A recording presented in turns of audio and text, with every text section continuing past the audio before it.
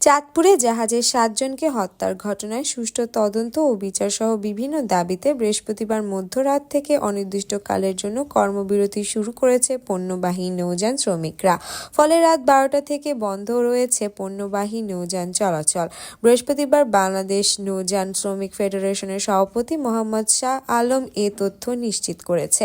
এ বিষয়ে শাহ আলম বলেন, সারবোঝাই পণ্যবাহী এমভি আল বাখেরা জাহাজের 7 জনকে খুনের প্রতিবাদে এই কর্মসূচি দেওয়া হয়েছে। এই ঘটনার প্রকৃত রহস্য উদ্ঘাটন ও ঘটনার সঙ্গে অন্য কারা জড়িত ছিল প্রশাসনের কাছে তারা সঠিক তদন্ত দাবি করছে।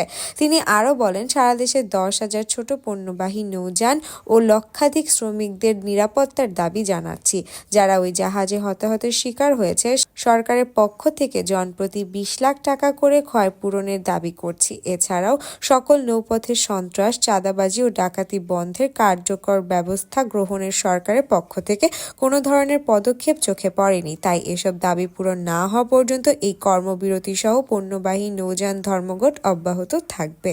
এর আগে বুধবার চাঁদপুরের হাইমচরের মেঘনা নদীতে সরবরাহী এমভি আল বাখেরা জাহাজের 7 জন স্টাফকে ঘুমের ওষুধ খাইয়ে কুপিয়ে হত্যা করেছে ওই জাহাজের কর্মী আকাশ মণ্ডল ওরফে ইরফান জাহাজের সুকানির সঙ্গে ইঞ্জিন রুমে কাজ করত। তাকে বাগেরহাট চিতলামারী এলাকা থেকে গ্রেফতার করে এই তথ্য জানান র্যাব।